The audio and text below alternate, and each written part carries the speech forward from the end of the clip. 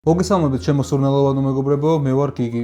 ვთვლი რომ ეს თემა, რაზეც უნდა ვისაუბრო, ძალიან ბევრ პარფიუმერით გატაცებულ ადამიანს დაეხმარება და წარმოდგენას შეუქმნის, როგორ შექმნას ისეთი არომატები, როგორიც მის გონებას აქვს ჩაფიქრებული. დღეს ვისაუბრებ პარფიუმერულ სტრუქტურებზე, რაზეც უნდა დავაშენოთ შემდგომ არომატები და ვიდეოს ბოლოს ავაწყობ ერთ-ერთ ყველაზე პოპულარულ სუნამოს, ბაკარა რუშს. წესით საინტერესო ვიდეო უნდა გამოვიდეს. მოწონების შემთხვევაში დალაიქეთ ვიდეო, არხის გამოწერას არ დაგაუწყდეთ. სხვათა შორის ძალიან ბევრმა ადამიანმა დაიწყო სუნამოების კეთება, ბევრ რჩევებსაც მეკითხებიან, თუმცა ყველა აწყდება ერთ და იგივე პრობლემას. ალბათ გიფიქრიათ, რომ მოდი შევქმნი სუნამოს, რა მიყვარს, ლიმონი მიყვარს, სხვა მიყვარს, მოდი კალუნს უზამ, ერთ-ერთი საზღვაო აკორდია, კიდე რა ვუქნა, მოდი პაჩულის უზამ, ვანილს უზამ, პიტნას უზამ, კაკაოს უზამ, ყავას უზამ და რაღაც შედევრს შევქმნი. შემდეგ ამ ყველაფერს შევურავთ, გზად გაგახსენდებათ, რომ აი ლავანდაც გიყვართ და ლავანდის საპონი გაქვთ და კარგი სურნელი აქვს და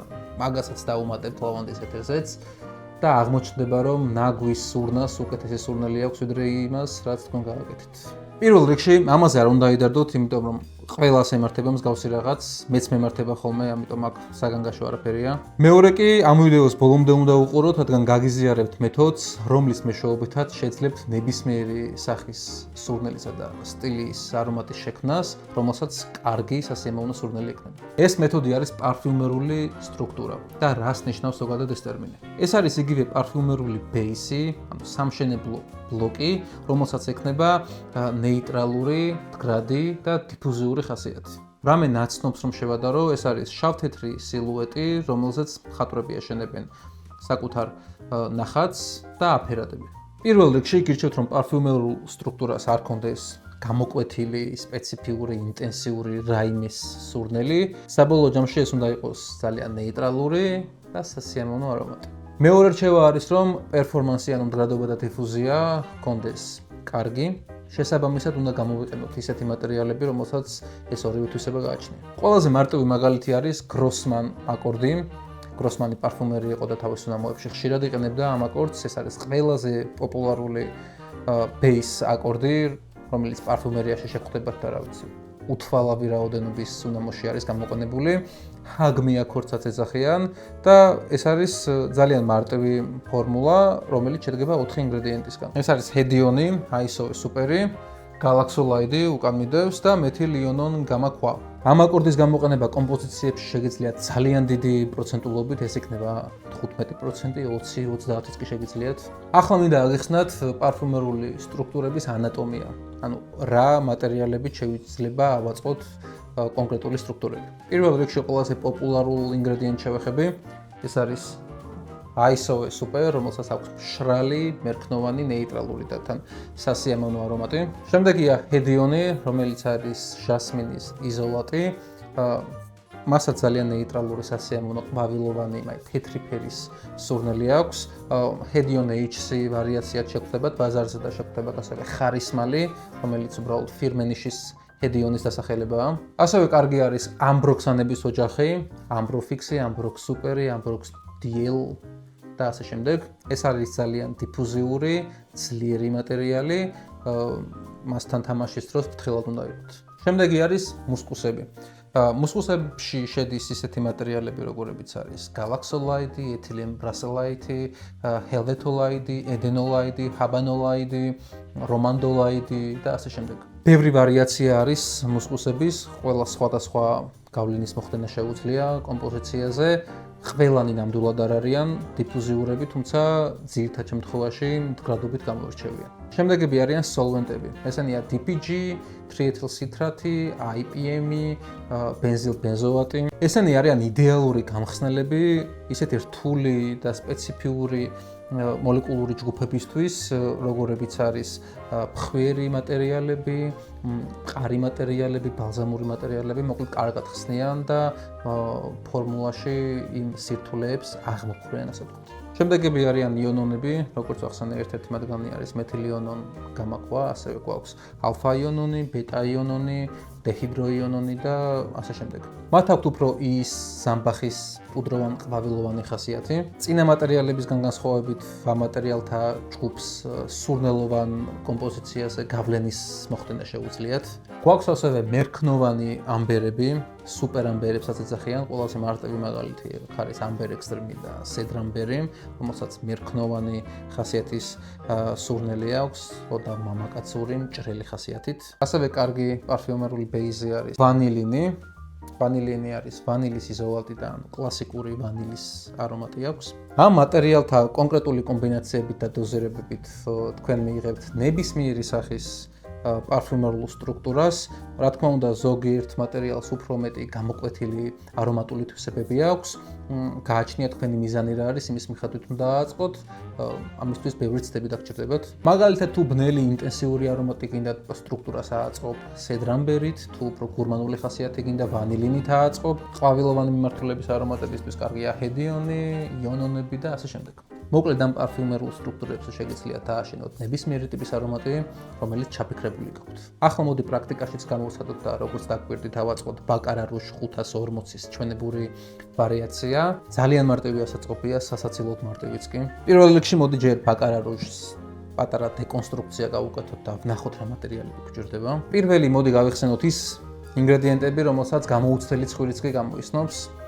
თუ ოდნავ სუნამოებთან შეხება ჰქონია, ეს არის, რა თქმა უნდა, ამბროქსანი, ამბროქსანებიდან მოდი ამბროფიქსს გამოვიყენებ და ეს არის ხავსი, ოკმოსი. ოკმოსი დღეს ინფრასტანდარტებით დაბანილია, ანუ აკრძალულია და ის გამოყენება არ შეგვიძლია, ამიტომ კარგი ალტერნატივა არის ვერამოსი IFF-დან. ასევე ბაკარა რუში შეხვდებით ჰედიონს. ეს ჰაეროვან ჟასმინისებრ ყვავილოვან სტრუქტურას მიანიჭებს არომატს. ახლა გვჭირდება კარამელისებრი რაღაც დამწვარი შაქრის სურნელი. ამ შემთხვევაში კარგი ვარიანტი არის ეთილმოლთოლი, რომელიც უნდა ვიპოვო სადმე. მოკლედ ამბროფიქსის და ვერამოსის დიდი წილი უნდა გამოვიყენოთ.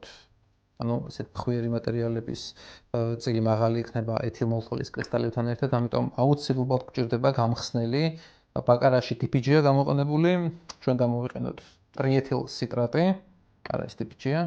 ტრიეთილ სიტრატი უფრო ნატურალური ეფექტი აქვს და ზოგადად ტრიეთილ სიტრატი ნატურალური ინგრედიენტია DPG-ისგან განსხვავებით. პრინციპში ეს კომბინაცია საკმარისია, რომ ბაკარას სურნელს და ჟანრს მივუახლოვდეთ და კარგი არომატი ავაწყოთ, მაგრამ ჩვენებური ხელწერად შევიტანოთ ამ სურნელში და უფრო მრავალფეროვანი გავხადოთ. დავუმატებ ჟასმინის აბსოლუტს, ყვითელ მანდარინს, ფიქრობ ჰელიოტროპინიც მოუხდება. დავუმატებ კედარს, ასევე საინტერესო იქნება ფუმენსენსის გამოყენება, საკმევლის ერთ-ერთი მატერიალია. ლეზერუდსაც დავუმატებ და ის სიბნელე რომ დავაბალანსოთ, დავუმატოთ ჯინჯერი და ლიცეა კუბება.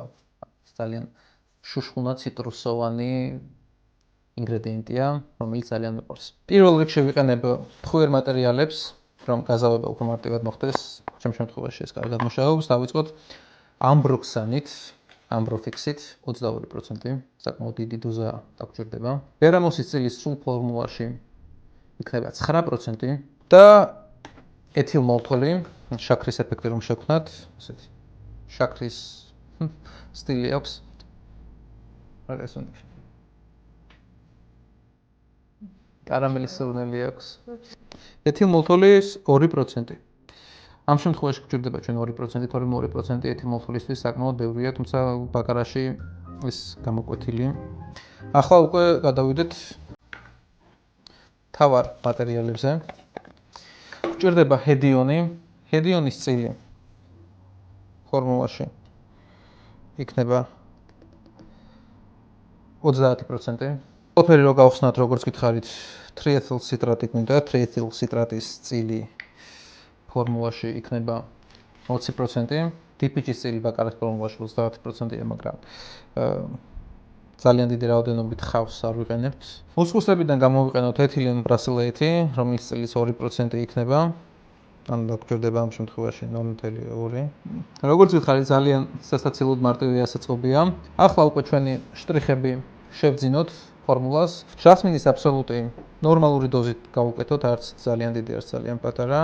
0.8% საკმარისი იქნება. ანუ ამ შემთხვევაში 0.08. ყვითელი მანდარინის ბევრი არ გვჭირდება. და შაფრანალი გვჭირდება, რომელიც შემოიტანს მეტალურ სანელებლების ხასიათს ფორმულაში. შაფრანალი გაზავებული მაქვს TPG-ში 50%-ზე, იმიტომ რომ ძალიან ინტენსიური მატერიალი არის, 0.01%-იც გავლენის მოხდენი არის არომატზე, ამიტომ ჩვენ გაზავებულს ვიყენებთ 0.1%-ს, ერთი წუთი საკმარისია, რომ თავისი სიტყვა თქვას. პაჩული ჩემი აზრით მოუხდება ამ კომბინაციას და შეგვიძლია ცოტა ოვერდოზის გავაკეთოთ, მაგალითად 0.1%.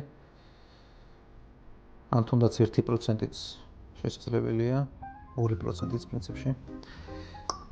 ფრანგებს აქვთ გამოთქმა, თუ სუნამოში პაჩული არ არის, ის სუნამო არაფრად ვერ გავა. ლეზერუდი გავუკეთოთ ძალიან მცირე დოზით და გვინდა film and sense.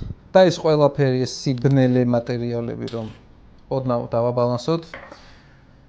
ჯინჯერი მადაგასკარიდან და ლიცეა კუბება. მოკლედ ახლა დროა მაგნიტური მოსარევით მოვურიოთ.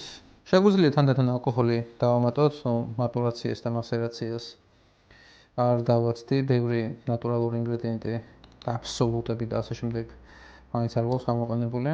საინტერესოა როგორ შედეგს მივიღებთ. მოკლედ ბაკარას ბაზაზე დაშენებული ოდნავ-ყვავილიანი შაქრისებრი ციტრუსები არის დაშენებული. ოღონდ ეს კლასიკური ციტრუსები არ არის. ბერგამოტი და ლიმონია, ეს ლიცეა სუნი, მაგიტომ მომწონს ძალიან უნიკალური სურნელი აქვს და კაფეოდი გრძნობა. არ არის საბოლოო ჯამში ჩემი სტილი, ბაკარაც არ არის პრინციპში ჩემი სტილი, მაგრამ მე ქრისტეს უნდა კარგი სურნელი. ბაკარაში ის შაქრიანი და მეტალური ხასიათი არ მოგწონთ და ძალიან შემაწუხებელია თქვენთვის.